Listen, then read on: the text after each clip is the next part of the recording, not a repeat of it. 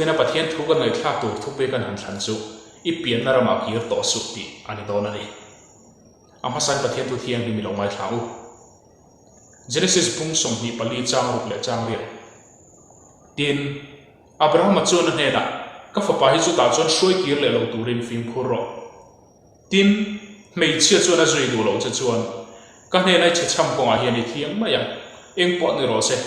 ka fa pa hi chu ta chuan I soi kir le turan ni lo atia pathian in thu kan chia te mal min som sak lo se amen rin na pa tian ko Abraham kha atarin lo pata em maya alo chak lo dik dewa pathian in Malsawmna pe Isaka afa pa chon pui nei ti ari ru ve ni a chia lo ne ra chon pui zon sak turin angena ma se chia lo chon ni a pu ne na chon mei chia chon he mirama hian mi zui du kher lo po ni the ifa pa hi I lo chuan rama chon ka soi kir le mai do em ni atian ma se Abraham chuan ni lo rem ti lo na sak hok maya ka fa pa hi chu mirama chon soi kir to lo turin fin khur ro eng po ni ro se ka fa pa hi chu mirama chon ni soi kir to tura ni lo atian Abraham kha na fa pa chu alo chor chuan rama khan kir to lo turin aduni Abraham chan ching chu kan hrianga aron seilen na mun te po kan hriang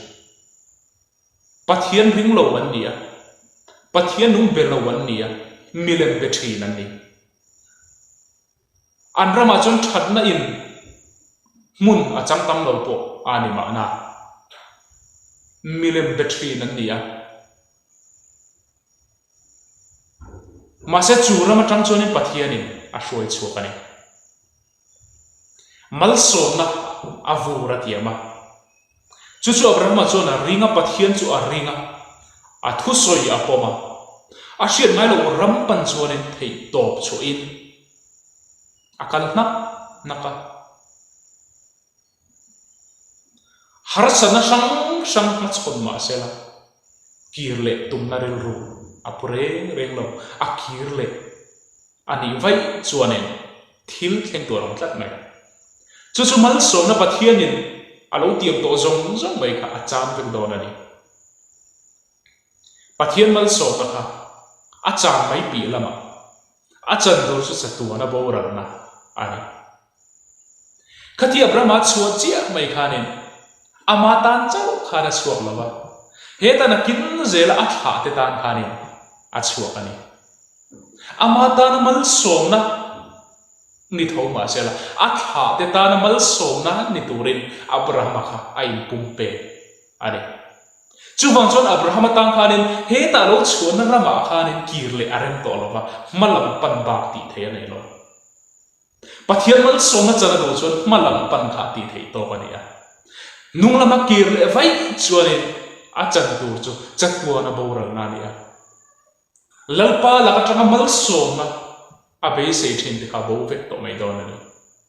chu tiang che chuarin ke ni mi sim de po hi sam number som nga pakhat chang nga chon kan huwa ngai te kholo na dinin ka oma kanun sualin mi pa ya ti mi sim chu ke ni mi sim te chu kholo na din kan nia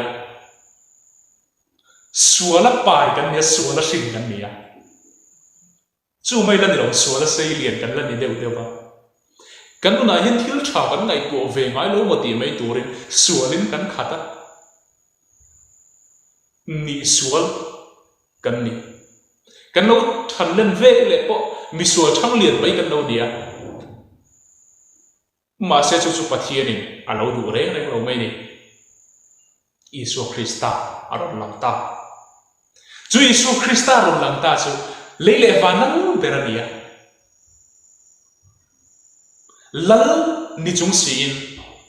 mun nuam le ro puya po aron piang thei loka rani na mai aron piang ani khove la akun line na chuanen khoswal berdia an ko thina aron seiliana thingrem siam tu fa pa ve mai ti in mi ten an la se ta de ba ma se ma chu lal ani tla thu anon puang ve chana an ron tlang au ve tana pathian thu an ron soi ve tan chu le sim ro van ram chu ngai to e ati dai mai mangai na thu ron chak chu ka ni van ram ron ngai to em mai pathian lan ram ron khen chu ngai to sia chu wang chu ning mishing te hian in an sim a chu la ni chu wang chu ning sim ro van ram chu ngai to e ti in mangai in na ne thu aron puang tan ta ti chuan hun na ron kal se la ti te a mishing te ta na ahlen tu ra chu lalina ahlen tu ra chu hriam sei ne na khang mi te chan chu ka re re lo ama nu na hla na thi sen far tira khang mishing su la tu to te chan chu kha ani kan ta ni su a thi a tu ta za na ron nia huan pakhata avaluta avatong traya alunga em wangina ma thina ron thleng tu a phur em awangin a than chu thi senang mai na fara thi chong te na le renga a thi dang hiala ni ti po kan sia ni chu su eng dang wang ni lovin ke ma ni bin mangai wang ani a trong trai se la ma thi lo thleng tu chu phur le ma se la kapa hero hian mi pe lu ro se ma se ka thu ni lovin nang ma thu ni zo ro se la ti fan ni kha thi na changa chua zalen na chu adu lu tu ma se kong dang au ngang si lo ba apan de la chua zalen turin kong dang han ro man sak turin nge chiam ma se la a thei lo i suwa chua ni ka thu ni lovin i thu ni zo ro se atita ai lang kum dum ta chu thi na ron thleng tur tan a chang chuarin chua zale na tum to lova a in pe ta ti chuanin le sipai an ron kalan ron mana an vua nung sang an chuan ba kher hok hok mai a thi sen tam tak alwa mani thin lung ke in a oma lim lu khum man khum tira thi sen aron luang chuaka chu mai na du tok lo a thi na tur mun an pan pui chung poin a thi na tur cross an la pu tir zela mani in tidam thei ani ni ma sela nang le ke wangin mani ai tidam ngam lo ban iso krista ka ka ti la khanin a huai sena adoi bo ani eng dang an ni lo mani po in tidam ngam lo ani chu su nang le ke nun kan nei na turin ani khovel lal te ang lo takin chu isu krista chu pu pa te chu ti hian lo soya ente kalvari tang lam so mi pui zinga kalal pa ka mu kha le le van lal ber mai kha mi pui zinga oma mi pui la ka talin ai la sam le abula ama gol vel tu te chu ama ti na du tu ten ni tin chen ka chu ama khonga ya lai na tu ten ni ama mangai tu te ani chung mi te kiang a chuan in akala chung mi te ta na thi tur chuan in anun atan ral rai mai ni ti chuan in le tlang a thenga an kheng beta atak sa chana thi sen zong zong mai luang chuakin far chuak zo vekin a oma a thi do na tong tai na te chu pui takane midang shem na thu a cha chuak lo kapa ni ngai dam ro an thil tin shelo bani ala ti cheu mai ni chu chu ti kho ko mangai na ngak ania mishing te min mangai tu ani kan ta athin galatia zia ka chuan boy ni lo turin krista chuan min chu tir kha chu ti chuan ding het ula boy ngong la chuan tang le to su ati mishing te chu kan piana chu bol hlo ania kan piana ram chu rang bol hlo ani misual kan nia sual na khat kan nia kan che na hian azire emani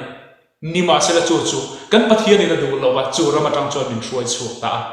boy in thin kha sual boy in thin kha min chua zalen ta sual hong kolte boy hong kolte chu min phel sakta chu rama tang chuan mal so na tam tam mai van ram cham thei turin kan nun namin chan him saka chu ram chu min pan pui ani chu boy ngong ko la chon tang le to lo turin min duwa kan pianna ram kan chor chuan rama chon kir to lo turin min du ani Isu Kristan sim turin min duwa mana kan lo su la thin ka pai tha van ram chang thei tur kan nun min buat sai kha Isu adwani ti hian han soyel Isu Krista hi a lim nana kan mangai thei lo ani point ke mani ma kan lo sial vi ani point kan lim nan tal hian Isu hi I mangai temu kan lim nan mai chot mangai lo ila ke mani kan lim nan tal hian Isu Krista hi mangai temu kan mangai wang kan lim don ani phot chon Isu hi alo em a chan chuing dang ani lo Isu hi eng tik lai point min mangai ani khovela lai po hanin misual te thian dia ko ani eng tik lai mai ni Isu Krista khan mi in mi fil an lo tingai lo pon thei kha hun lai sa ko soi tu den mi fil an lo tingai lo pon thei ma se asua la pak ma soi tu ran chelo ba chu su la pakhan ma soi tu ran she lo chu misual te thian ni tin ring de wasin misual te thian dian la ko deu Isu Krista leile van la te ra chu ke ni he kan zui don nom ni kan lo chak lo deu ani poin samson am khan voi khat chau chak na di aba poi moe voi khat chak dal chak na kan dil ze ti angai ni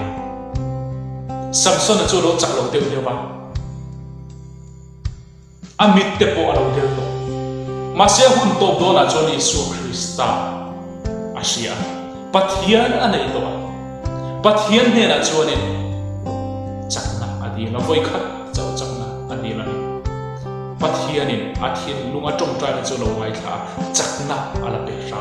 mani pathian phat san to tu sam so na pathianin tong tra na ala chang du ni si chuan ke ni po hi kan nun ko ngai hian chaklo na kan nei mai thei kan tu ani mai thei kan tu ni po in voi khat chau chakna dil thi ni la lalpa voi khat chau chakna min pero lalpa voi khat chau suan ne tu ri min voi khat chau kan ni min ti thar le ro min ti chak thar le ro ti in voi khat chau tali pathian in aw zel tem Thomas alvai de son khan di hian soya lo tin na thu ka soi ni lo tin na chu voi khat chau ti chin zel hi ni ani ke ni poi van ram kan pan na ko a hian in lo ting tur chon voi khat chau pathian na tong trai voi khat chau sual te a voi khat chau chak lo na te hi kan ti tu ani voi khat chau zel hi pathian dan in peila chu chuanin Malsawmna tam tak Malsawmna chir sen lo mit chatir do alo ni re mai ni chu in po ni sela miswal kan lo ni thin la ka pathian in min chan hin to a min chan chok to kir le to lo turin min duwa kan pian na rama kir to lo turin ifi phuramu pathian in nai deu mo ti kha kan thu mai thak thei chu ni sela pathian in mal min som sak ro se